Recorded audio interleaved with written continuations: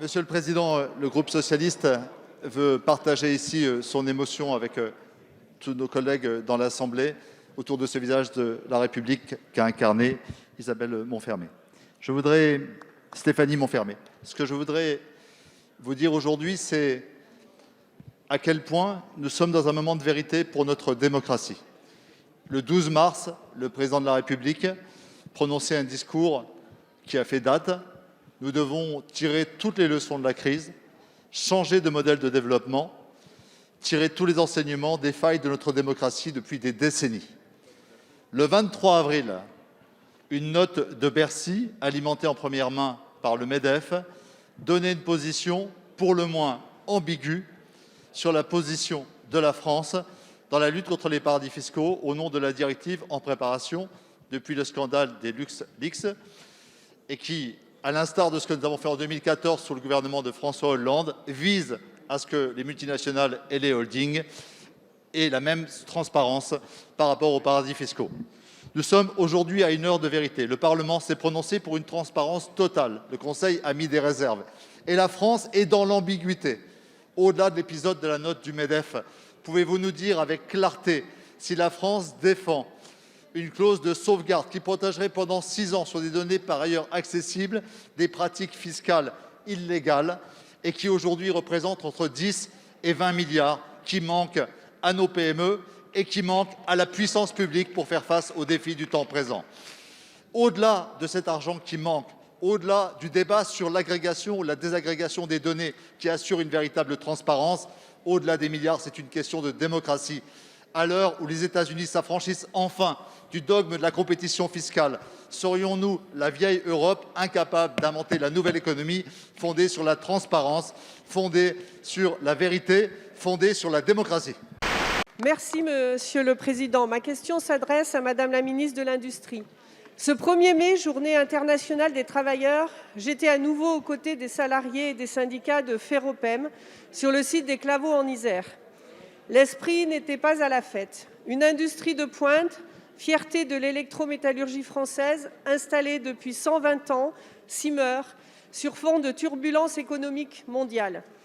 Aujourd'hui, la direction de Ferroglobe menace d'arrêter la production malgré la forte motivation et le comportement exemplaire des employés sur lesquels pèse un PSE et qui produisent à un prix compétitif du silicium de qualité. Les résultats du mois de mars et avril démontrent un net rebond de compétitivité, mais aussi une marge dégagée largement positive et une forte amélioration du prix de revient. Si rien n'est fait, c'est un joyau industriel français et l'ensemble de ces emplois qui disparaîtront. Pourtant, la diversification des activités est possible et les débouchés nombreux. Nous avons besoin de silicium pour les filières d'avenir, le matériel médical, la production de batteries électriques ou encore de panneaux photovoltaïques. Il n'y a qu'un seul endroit au monde où est produit du granulé de silicium et c'est sur le site des Claveaux. Il n'y aura ni relance de l'économie, ni défense de notre patrimoine industriel si nous ne mettons pas tous les moyens en œuvre pour préserver l'emploi quand les débouchés existent. Élus de tous bords et nombre de nos concitoyens soutiennent les salariés dans ce combat pour sauver les emplois, garder cette production dans nos vallées de montagne au lieu de l'importer à l'autre bout du monde. Alors que la crise sanitaire nous montre chaque jour l'importance de la souveraineté et de la relocalisation de l'industrie, soyons cohérents, gardons nos entreprises en France. Madame la ministre, si je vous sais mobilisée, comment le gouvernement entend-il sauver ces 357 emplois, asseoir la compétitivité de l'entreprise et accompagner les filières d'avenir qui dépendent du silicium que nous avons la chance d'avoir en France? Merci. Merci, Monsieur le Président. Ma question s'adresse à Monsieur le ministre des Solidarités et de la Santé. Monsieur le ministre, la pédopsychiatrie en France a besoin d'aide. La perspective d'une carence massive de soins psychiques adaptés pour les bébés, les enfants, les adolescents, les étudiants est aggravée gravement par la crise sanitaire. C'est un enjeu majeur de santé pour ici et maintenant, mais aussi pour l'avenir. L'une des explications est le manque croissant de professionnels formés. À l'instar de l'immense majorité des pays de l'Union européenne, la pédopsychiatrie française doit être refondée comme une discipline autonome, avec les moyens de former non seulement des pédopsychiatres compétents. Les standards européens sont de 6 semaines de stage en service de pédopsychiatrie comparé à un seul semestre obligatoire en France.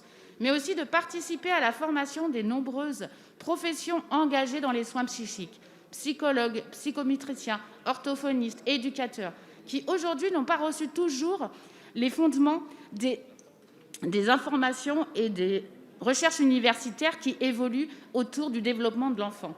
En France, un professeur de médecine universitaire pour 4 à 6 médecins spécialistes en cardiologie ou en neurologie, contre un universitaire pour plus de 60 psychiatres. Au total, on compte moins de 50 universitaires de pédopsychiatrie pour tout le territoire national. Pour 200 000 enfants qui ont besoin de soins, seuls 600 pédopsychiatres sont disponibles, 2 fois moins qu'il y a 10 ans. Néanmoins, l'ensemble du secteur de pédopsychiatrie reste très engagé dans les soins et dans la formation. Cette situation entraîne des délais d'accès aux soins interminables et insupportables pour les patients et les familles dans nos territoires, auxquels il faut ajouter une iniquité d'accès aux ressources, particulièrement en hospitalisation, très insuffisante. À l'heure de l'explosion des connaissances en neurosciences et en développement comme en sciences humaines, la pédopsychiatrie française doit être une filière de formation visible et attractive. Monsieur le président, chers collègues, ma question s'adresse à monsieur le Premier ministre que je salue. Des politiques dures pour les faibles et faibles pour les forts. Votre réforme de l'assurance chômage, comme un marqueur politique de plus, illustre que vous n'avez pas le souci des situations de vie problématiques au quotidien que subissent beaucoup trop de nos concitoyens. Le chômage, ce n'est pas un concept théorique, c'est une réalité humaine dévastatrice que je connais personnellement dans la chair de ma chair.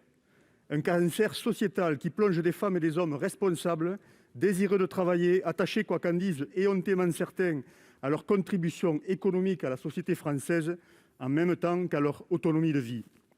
Je crois que vous ne savez pas ce qu'est moralement de se retrouver à l'approche de la fin des droits quand on a de jeunes enfants et souvent une maison qu'il va falloir vendre parce que le projet de vie vole en éclats à cause de la perte des droits. Moi, comme des millions de Français, je le sais, et votre politique n'en apparaît que plus injuste, violente, a fortiori dans cette période où les problèmes sociaux et sociétaux sont hélas déjà là et appelés à croître.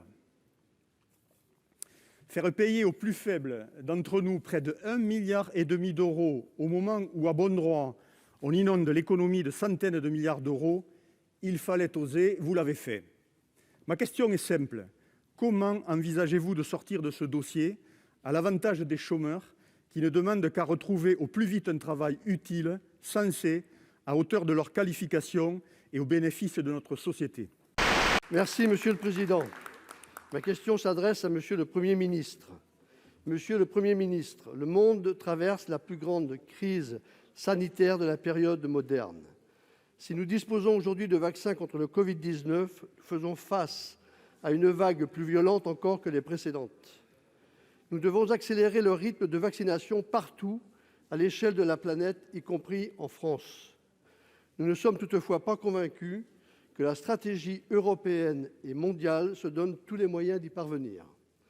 Plus de 100 gouvernements nationaux, dont l'Inde et l'Afrique du Sud, avec le directeur général de l'OMS et de nombreux experts de santé, plaident pour une dérogation temporaire aux règles de propriété intellectuelle afin de permettre une couverture vaccinale la plus large possible. Alors que cette demande est aujourd'hui discutée à l'OMC, l'opposition de l'Union européenne et de la France à cette levée temporaire est incompréhensible. Selon The Economist, la plupart des habitants des pays africains ne seront pas vaccinés avant 2023 et il faudra attendre 2022 pour de nombreux pays émergents. Combien de nouveaux variants d'ici là? Combien de morts supplémentaires? Combien d'économies à terre? Monsieur le Premier ministre, les vaccins contre le Covid-19 doivent devenir un bien commun de l'humanité. Ma question est simple.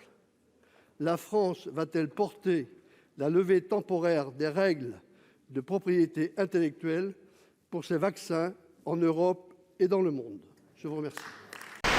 Merci, Monsieur le Président. Madame la ministre, la crise sanitaire a mis en exergue les failles de notre système de santé, en particulier le manque de personnel médical à l'hôpital comme en libéral.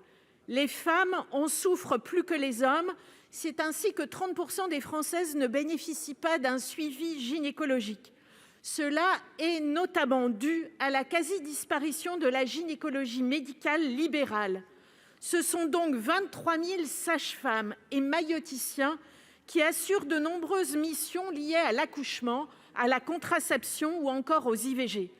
Mais ce métier attire de moins en moins, surtout en milieu hospitalier, en raison de la pénibilité et de la faible rémunération. Pour illustration, seulement 1,07 € de majoration par heure de travail la nuit.